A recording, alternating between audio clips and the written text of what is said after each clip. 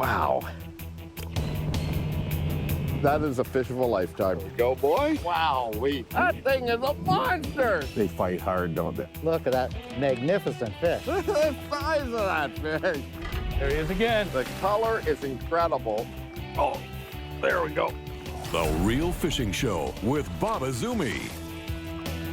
Big old Great Lakes smallmouth. That is a big rainbow trout, Chris. Nice double-header. Whoa, nice jump. Yeah, all right. That is a monster smallmouth. Man, that is so cool. Another one, there we go. The biggest pike I've ever caught. Look at that chunk. So that's what we're talking about. Real Fishing is sponsored by Mercury, Go Boldly, Berkeley, Catch More Fish, and Abu Garcia for life. On the Real Fishing Show, we make catching fish like this a possibility.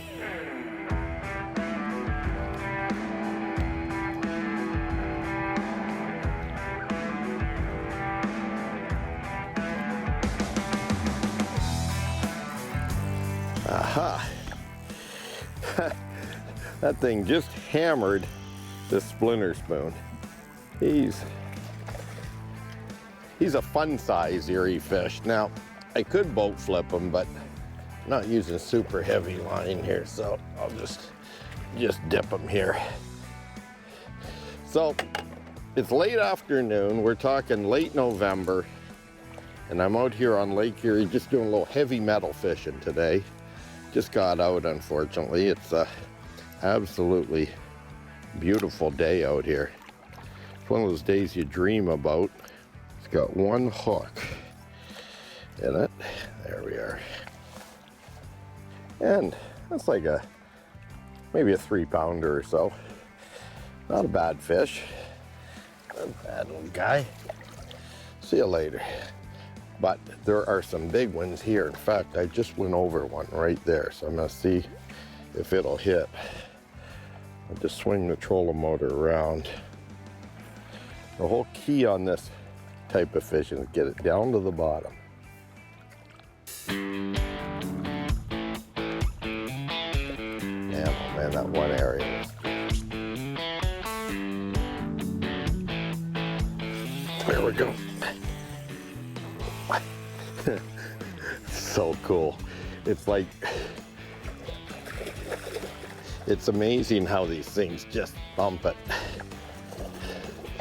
Oh, you know, they just, it's like finesse jigging with this spoon. It's one of those deals that, you know, I'm not violently jigging it up and down like you might with, you know, with some spoons. I'm just basically taking this splinter spoon, getting it down to the bottom, and I'm just lifting it up and tickling it down there, working it only in about 1 foot or 2 of the water column just off bottom, and these things are just hammering it. Okay. See you later, bud. That cold water down there, they got no problem getting back down. Okay, so I'm just gonna use the electric and go slowly around till I mark another fish. And just drop right down on them. Video game fishing. Coming up. It's probably 6 pounds maybe. It all started with one of these. You know, when it comes to spoon fishing, let's talk a little bit about the history of the spoon lure.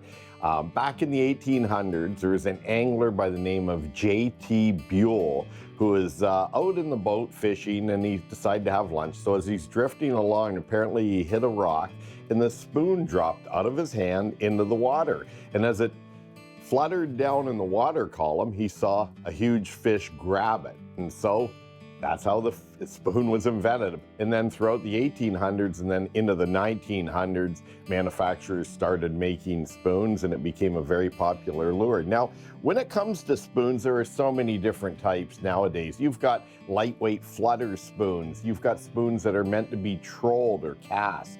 You've got spoons that are for vertical jigging, like I'm doing on today's show. And speaking of vertical jigging, I've got a couple of metal lures here that I want to show you. And these 2 metal lures are good examples of spoons. These are pretty beat up because they've caught a lot of fish. They've bounced on the rocks on the bottom, and I've got a lot of teeth scrape marks on them. The one in my right hand here is a thin fisher, and the thin fisher is a vibrating type bait. Not so much a spoon, but a metal type lure. And then of course in my left hand here, that's what I'm catching all the smallmouth on today's show, and that's a Johnson splinter spoon. It's a 1/2 ounce, 2 1/4 inch gold color spoon. And this bait slashes through the water. It's got a very unique action where, you know, when you lift it up and let it fall down, it slashes through the water. And that's what the appeal is to these fish. But I'll tell you what, spoon fishing can be very effective. And who would have thought it? It would have all started back with one of these. Okay.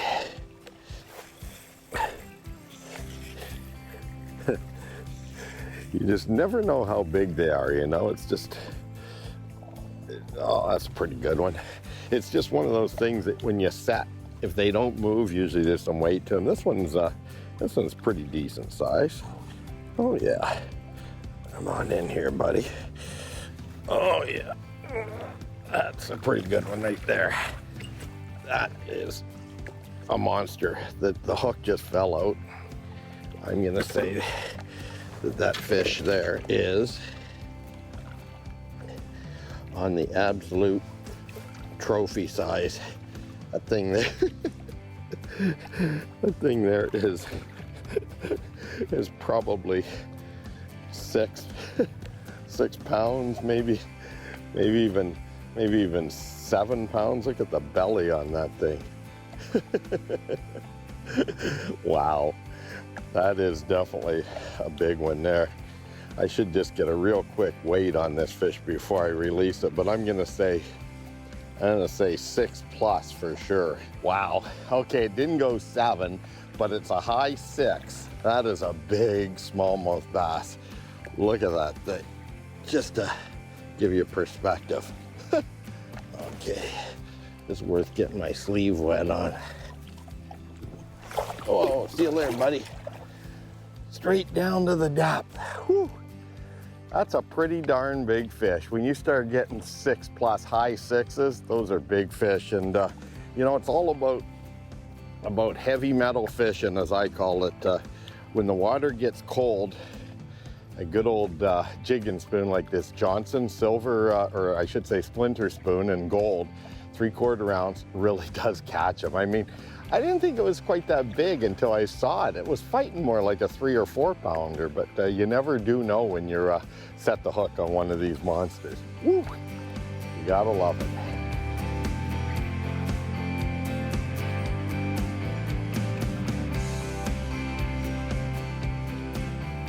Okay, that fish hit me by surprise. Now this one here, I can definitely boat flip. Whoa. It's hard to boat flip in a 2-pounder in the boat. Oh boy, that one there's got quite the mark on the bottom of him. See you later, bud. Okay, let me just cruise around here, see if I can't mark another fish before the sun goes down. Coming up. There we go. Just gotta start, as I said, tickle that jig. Let's take a look down under with this week's Fish Eye View, sponsored by Mercury. Go boldly. It's a common occurrence nearly every time we go fishing, missing out on a good hit. Though we hate to concede, a big reason why this happens is a lack of concentration at a critical time. What's most surprising is how often we get hit as our bait sinks after a cast. In fact, we've recorded hundreds of these drop-down strikes involving nearly everything in the swim. And you can't blame the fish. They're highly competitive and opportunistic. When something enters their world, they have to act immediately. Because fish can see above water, they move to intercept anything that looks edible. For anglers, the problem lies in the momentary loss of contact after a cast.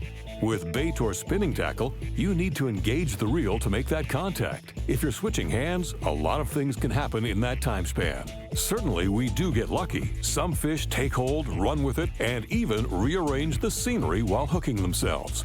But it's not always the case. Usually, by the time you catch up on current events, it's too late. Though limited in range, flipping is one solution and highly effective due to positive contact. However you choose to fish, the answer is to always maintain a sight line. And at all times, be prepared for big things to happen. One of the keys in this cold water period is just keeping an eye on the graph, and I'm just really looking for some of these fish that are just barely a band on the graph. Some of them are so tight to the bottom that they're showing up just as a slightly different color right on the bottom of the graph. And as soon as I see one, the whole key is to just get that spoon down there and work that spoon and just sort of lightly jiggle it or tickle it off the bottom. It's not, as I was saying earlier, an aggressive type of jigging where you might do for, you know, warmer water or other species of fish. It's just that flash of that metal spoon just seems to get them. And I don't know why, but it's such a good cold water technique. And it's like 49 degrees Fahrenheit, the water temperature. Oh man, that thing is pulling. It'll be interesting because the way it's pulling would indicate it's a small fish with an attitude. That's what it is. It's so funny that you'd think in this colder water they wouldn't fight, but they sure do thump. It's so funny because when you're out here and you get spoiled, some of these fish that are out here, fish like this, you know, they're just run-of-the-mill fish that are still decent fish, but you know, 3.5 pound fish. It's like, it's not a 6 or a 5, but certainly a nice one.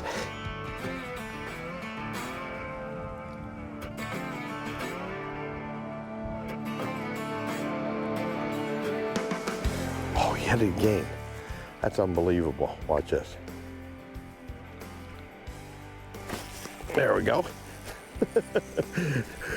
Just gotta sort of, as I said, tickle that jig to get them to hit. That thing hit a number of times before I got a hook into it. Whoa. Once again, just another fatty.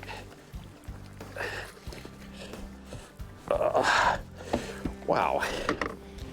These fish this time of year are feeding up, of course. You know, we're talking late November. They're feeding up before winter.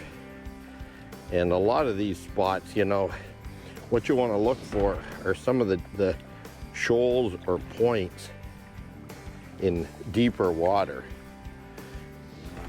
And these fish bunch up pretty good as the water cools down. And look at that thing. So cool. Okay.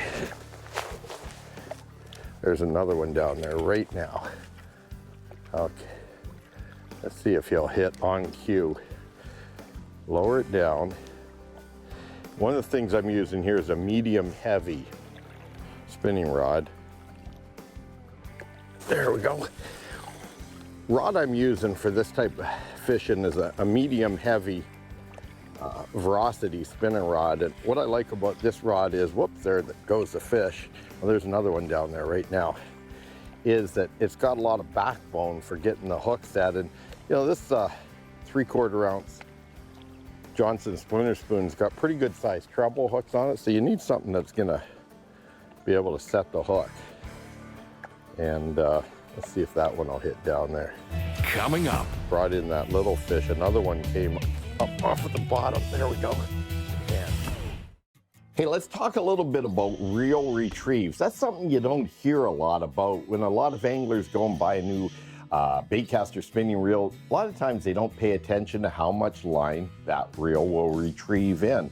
Now, when it comes to traditional bait casters, and I use both bait casting rods and reels and spinning for jigging spoons. So let's talk about why I prefer a fast retrieve over a slower retrieve. When you take a metal spoon, for instance, it's metal. When a fish grabs a lure like the splinter spoon, they don't hold on to it and sort of taste it or anything. It's more of a reflex or reaction type bite. So when they hit a bait like this, if they feel that it's kind of unnatural or metal and they can spit it out, they will. So a lot of times what you want is a fast retrieve reel and a good quick hook set so that you can get the hook buried. This has got a great sharp black nickel hook on it, but still you've got to set the hook with these type of lures or you're not going to catch many fish. So a fast retrieve reel. Here's some examples of some bait casters. This one here is a Revo. It's an Abu Garcia Revo EXD. It's an extra long distance reel, but it comes in 2 retrieves. One is 5.4 to 1, so every time you retrieve that reel handle, it'll turn 5.4 times, and it's gonna bring in not that much line. It's like 23 inches of line. It's good for crankbaits and that, but you can also get this exact same EXD reel and a fast retrieve, which is an 8 to 1 retrieve. So every time you turn that reel handle, you're bringing in 35 inches of line. Another bait cast option is the Revo SX Rocket Reel. This is a 9 to 1 retrieve, and this particular reel here brings in 37 inches of line for every revolution of that reel handle. On spinning outfits, this is the good old Revo Rocket spinning reel here. It's the fastest spinning reel on the market. It's a 7 to 1 retrieve, but keep in mind it's a different design, of course, than a revolving spool casting reel. And this one here at 7 to 1 brings in 37 inches of line for every turn of the reel handle. So if you're gonna do some heavy metal fishing with, spoons, you might want to consider a faster retrieve reel so that when you set that hook, you can keep a tight line and get that fish to the boat.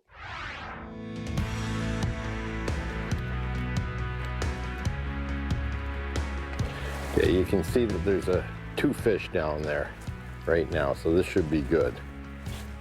Let's see if we can get one to hit here. There we go. That is just too cool. Yeah, you can see it coming up on the graph too. Oh man, that was just way too cool. Oh, that's well, there's still another one down there, so I'm gonna get this one in because this one, believe it or not, is, I think I hooked this one. Look at this. That's funny. This one must have took a swath at it and missed it because I've got him hooked in the belly. And there's a minnow floating up too, just came up to the surface. So there's a minnow on the surface here. See you later, bud. Okay, let's see if we can't get another one of those fish that's down there. So you can see right now, there's a fish right on the bottom, and it's just tight to bottom. We'll see if it's any bigger. That was a small one that I had snagged there by, okay, so I'm on bottom now.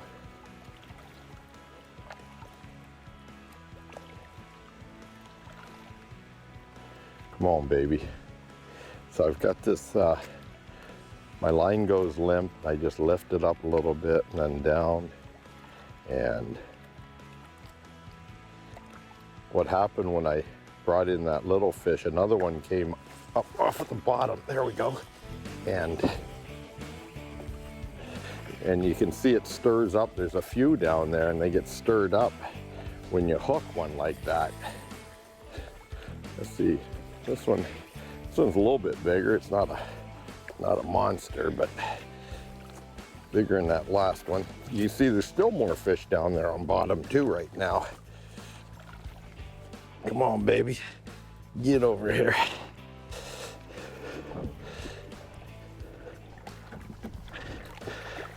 I can't see him. There we are. Okay. So this fish here is definitely bigger than the last one.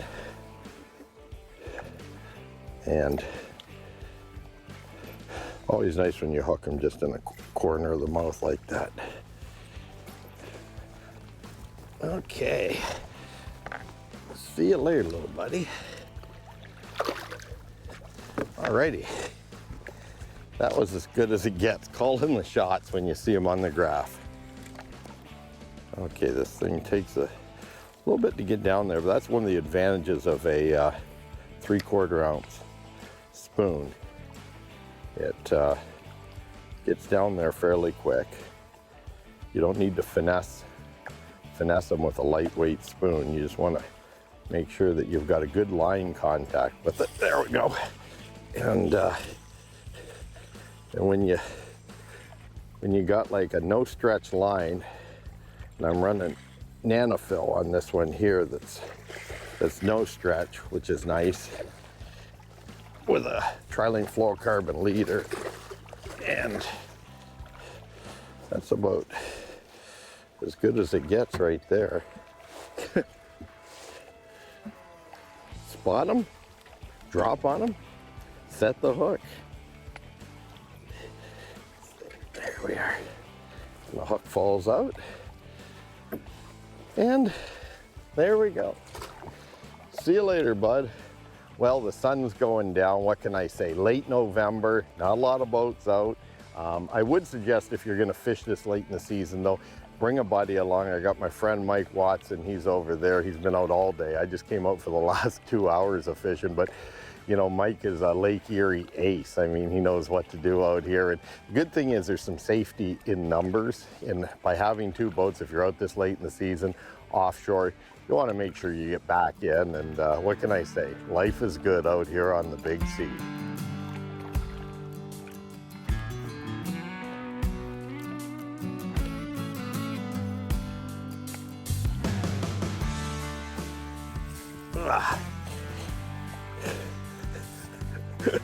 This is just too cool.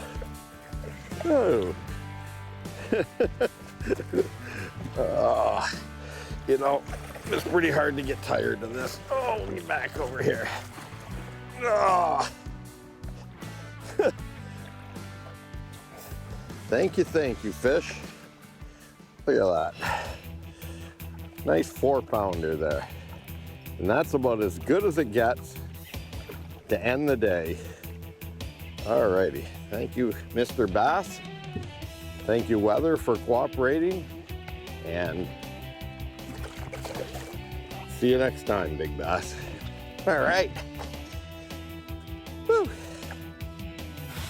Real Fishing was sponsored by Mercury, Go Boldly, Berkeley, Catch More Fish, and Abu Garcia for life. Well, that thing's got some weight to it. Size that puppy right there. That is just wild. Man. Beautiful, beautiful. What Look at the size of that thing.